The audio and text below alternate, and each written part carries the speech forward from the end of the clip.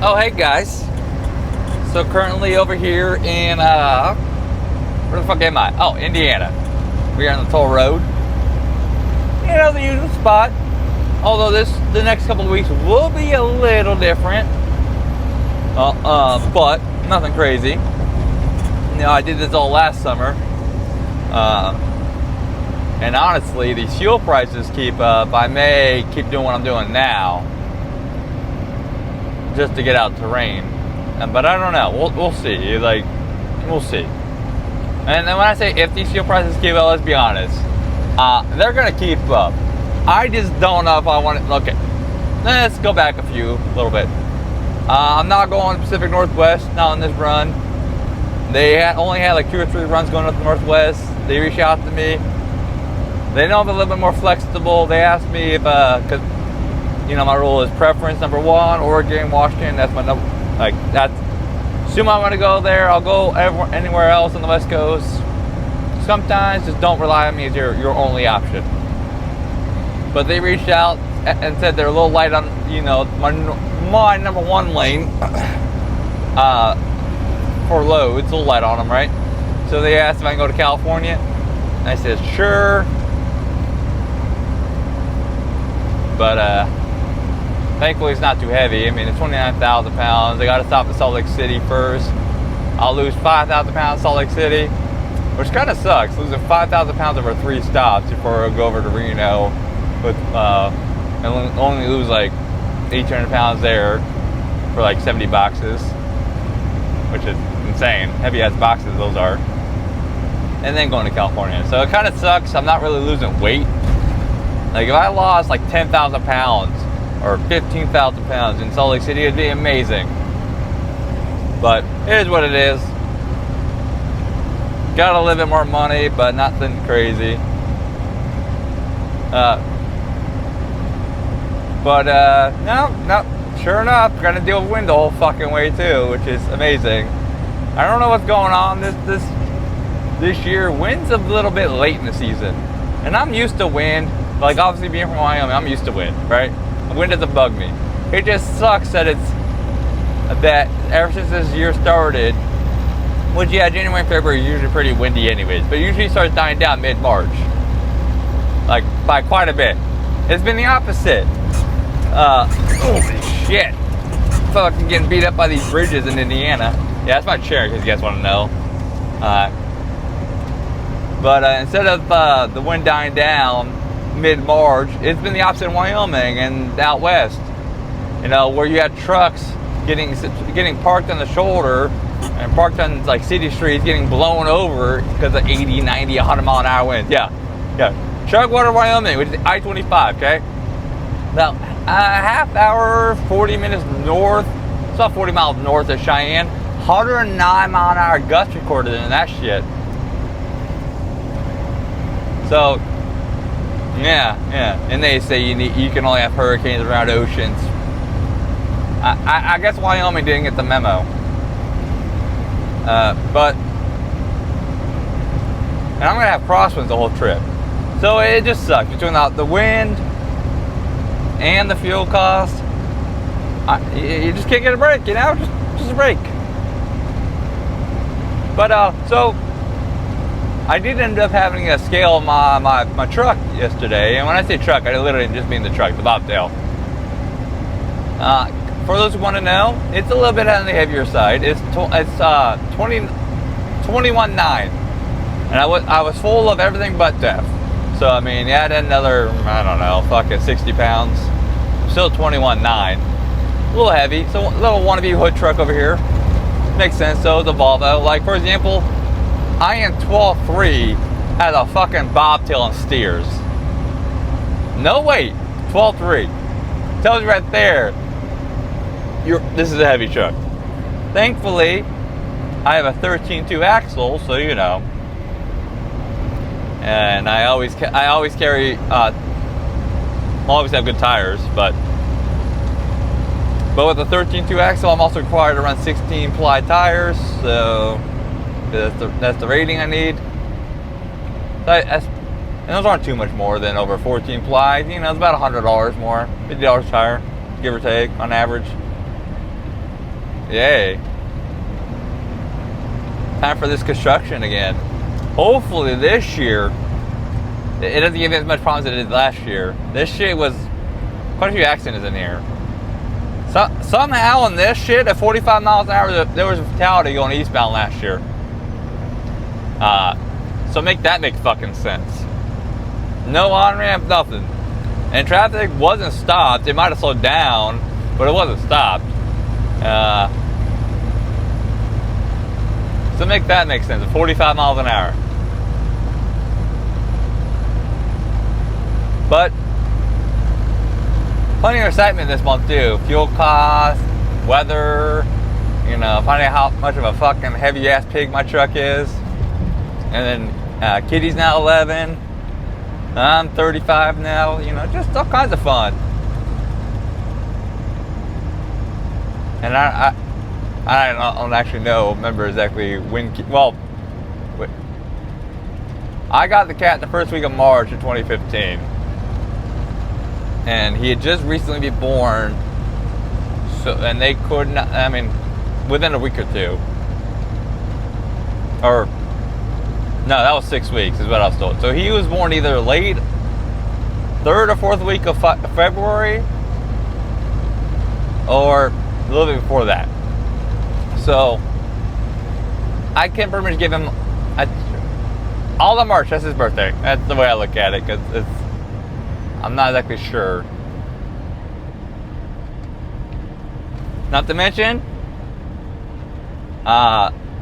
more excitement. Voided a big deer this morning and started my day off. Going to fucking Toledo of all places, avoiding a deer on the interstate. You guys will see that probably within next Friday or two. So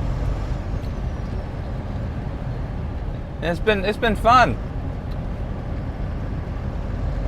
Yeah, that deer made my trailer brakes get fucking hot. They were smoking a little bit.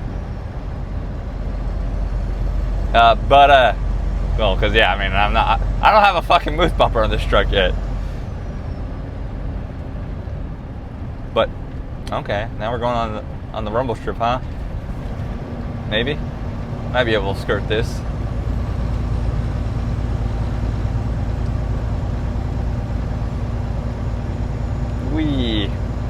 But it's been fun. It's been fun with all the bullshit recently. But so I am going to California, which that means I should get better fuel mileage. Granted, I gotta pay higher fuel costs out in Nevada to get into California and out, because with the, fuel prices for California for me with discounts is still like $6.19, something like that. I looked at it. It's a little fucking absurd. Little absurd.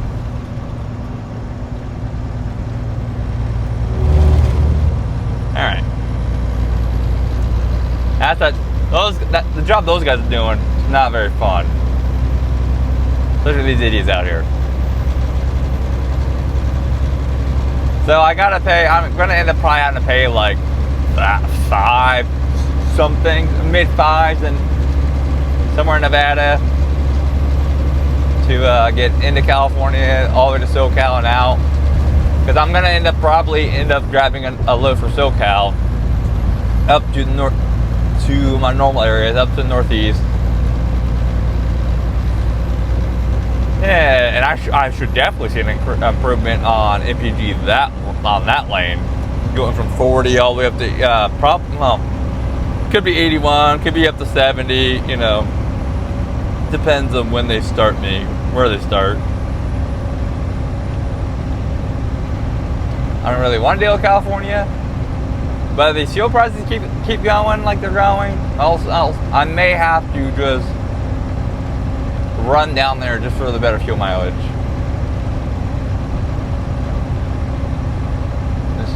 But I do have an air dog coming too.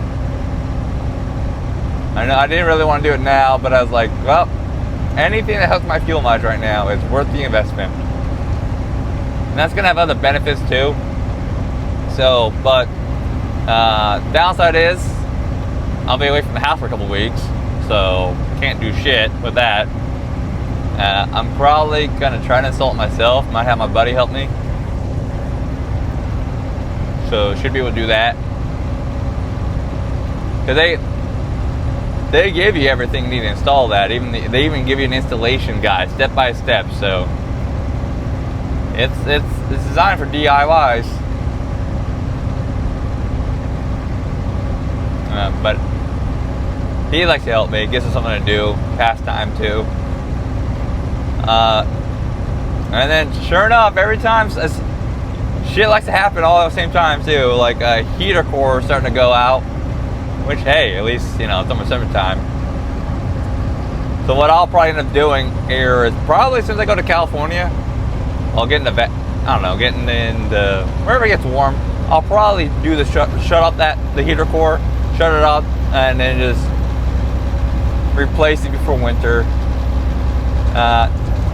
Because with that, that's lazy is what it is, but whatever. You do a shut off valve, it's no longer getting coolant. It's gonna leak all the coolant out. So once all the coolant's out of that, it can't leak anymore. There's no more coolant going to it. It's almost time for no more heat season, anyways. And then what I'll probably end up doing is buying a heater core this summer, or I don't know, before winter, right? And it's doing it myself. We're replacing all the hoses, doing it myself. Gives me something to learn, and without having to shop, milk the labor rate, Because with that, I already know where it's at. I already kind of know the process to get to it, because I replaced my blower myself up front last summer. I don't know, July, August, something like that. I don't remember when.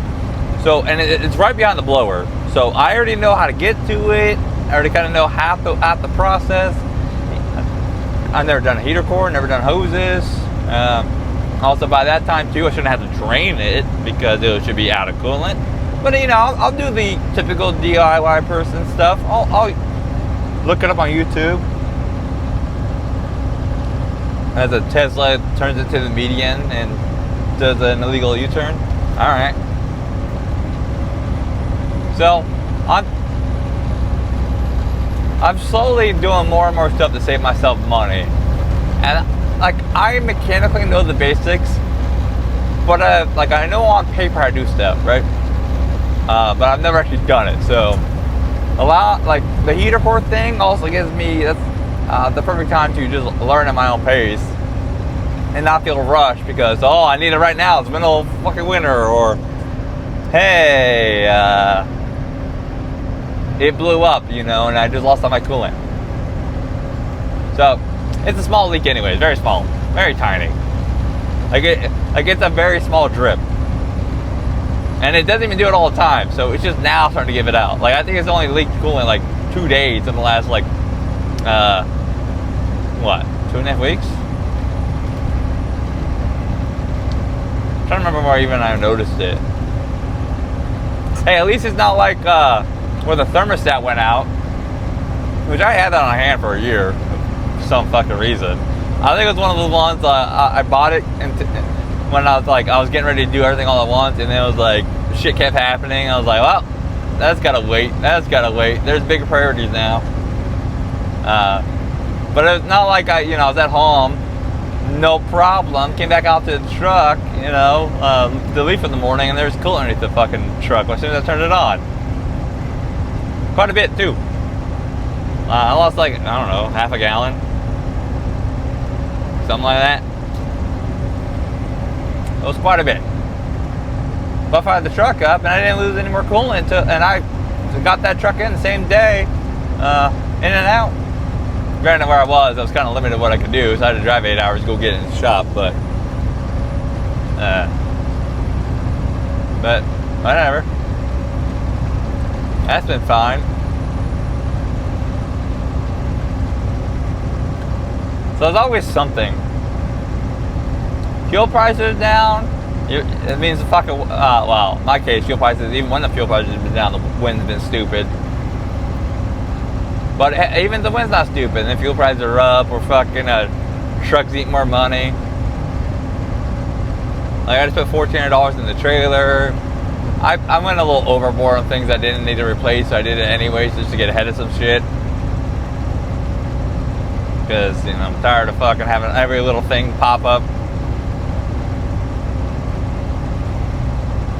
Not to mention this summer, I want to go into this truck and replace all the airbags. Oh, not airbags, but all the air fittings. And start replacing some lines. But it's like, I need shit to stop happening. Just stop, please. Or it can happen, just space it out.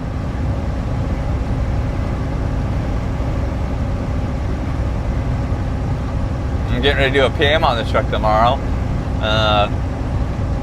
That's $1,000 for the truck, the APU, and transmission fluid and filter. Which I had the fluid and filter, I had the APU PM kit, so yeah, transmission fluid, man, for these fucking trucks, holy fuck, 5 gallons. So if you go to like a dealership, they want like $600 for that. Amazon, I got that shit 50% off. And it was like $300. So, but thankfully too, with the well, speaking of weather, like it was just 35 degrees for a high yesterday in the Boston area, and it was 25-degree lows on Friday. So it's like Boston's over here trying to pretend it's still fucking wintertime. But thankfully I'm getting to warmer climate. And it's gonna be pretty nice when I actually, you know, get to run this truck only in a warmer climate.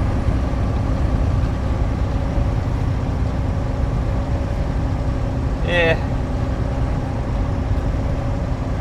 You know what's crazy? I haven't had really any major repair on this truck, but I've had a lot of little bullshit that makes it seem like I had a major repair. Isn't that some shit? Had a few little learning lessons too, and this guy won't pick a speed. Let's get around this guy.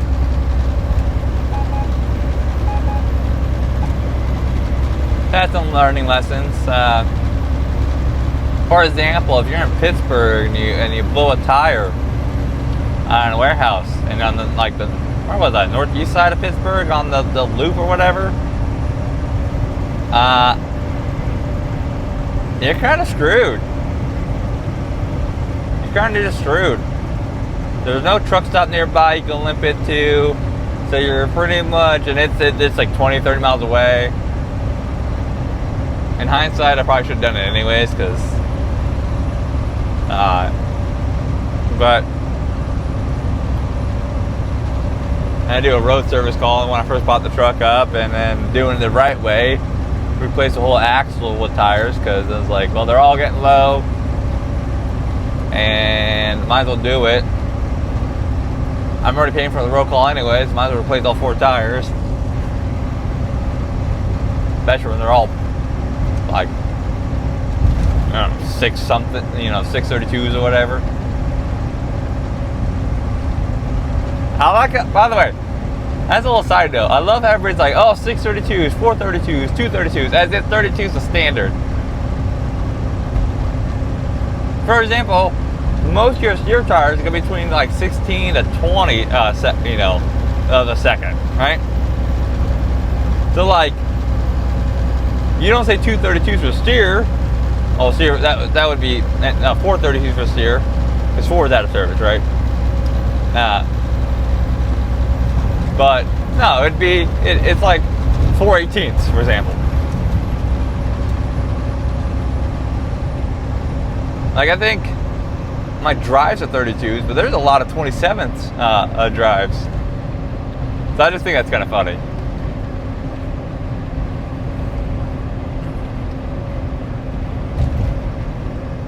But it's definitely going to help with this truck being paid off, especially with these fuel prices here in 2 months.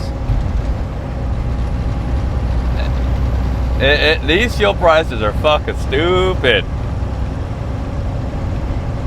And I cannot wait for somebody to tell me, well, if fuel prices bother you or affecting you, you're running too cheap. I'm making $34,000 gross a month. Like, what cheap? What cheap am I doing?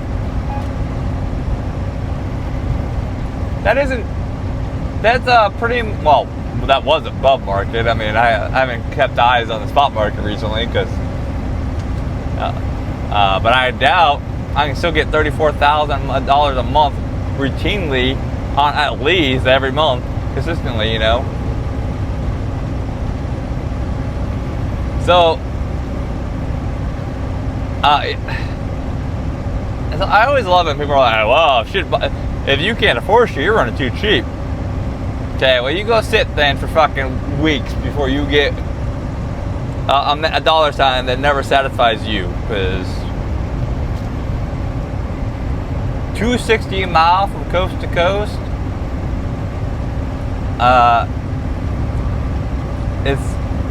if that's cheap to you, okay, because good luck getting that.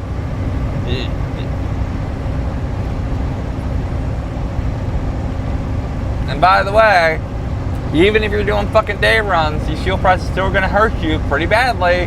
If you're doing small little fucking hops, little day runs, you're only really making $5,000, maybe $6,000 in a week. Yeah, your mileage is low. But the fuel costs are still going to fucking hit you just as hard. The ratio's still there.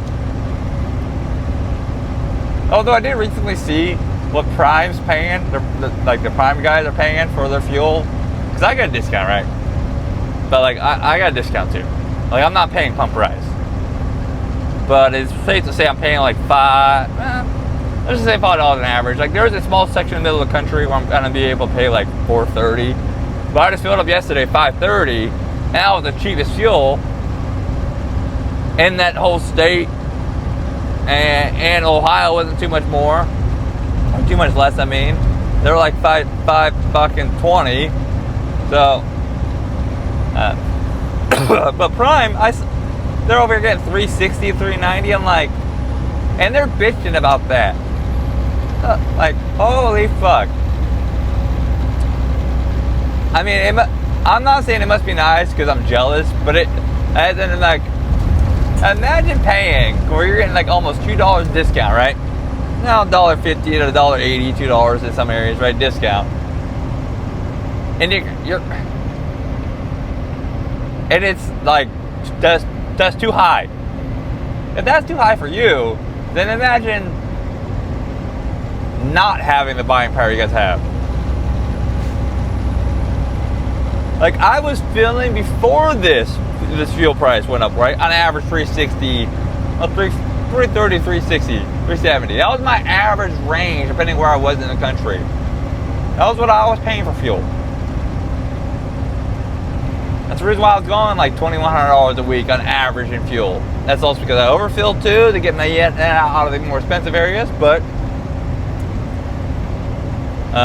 like, I just overfilled last week going into the Northeast by like $200 because it fucking the fuel dropped down 42 cents. I filled that fucker up.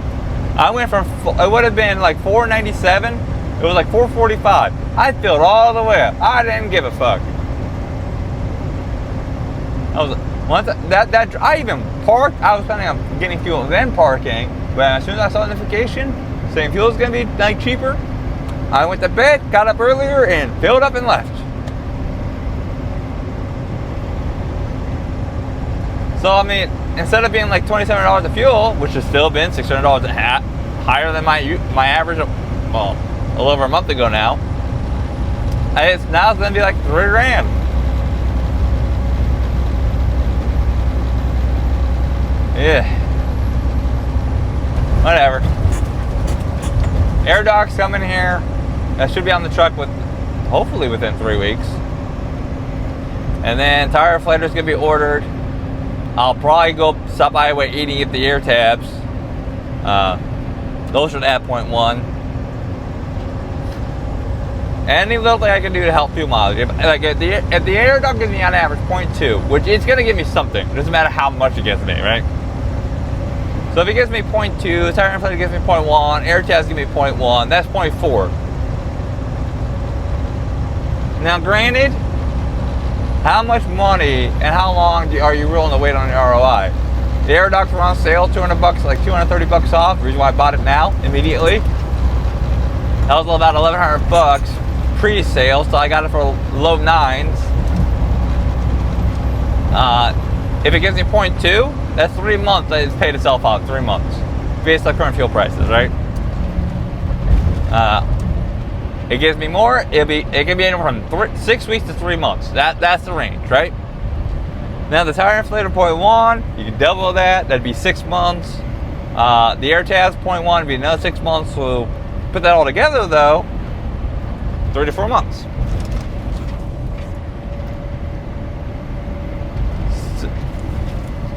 And it'd actually be like 2 months if I get 0.4. So, and let's see, the air tabs, I think for enough for my truck and trailer, I think I needed like $100, $130 worth. I don't remember how much, but I mean that's cheap. But the tire inflator, that's $1,500, right? And the one I'm looking at, if the pump doesn't work automatically. Pump won't work on rolling, right? So it's a centrifugal pump. So less moving parts. It's got other benefits I can do too, but that car, is that what you call room? You just come over like that? Alright. So, I mean, if I add the shit up, you know, what? Let's just say $2,300. And the ROI, let's say just 3 months, right? Let's cut it down the middle. That's still worth the investment.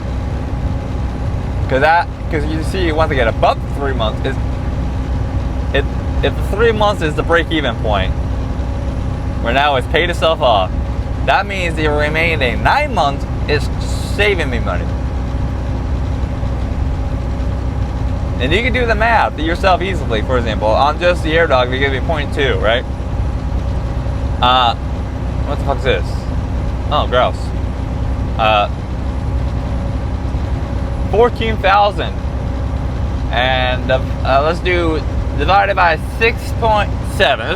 Let's just do what I averaged all of February. Okay. Right now I'm at March. I'm at 7. So okay, do 7 then.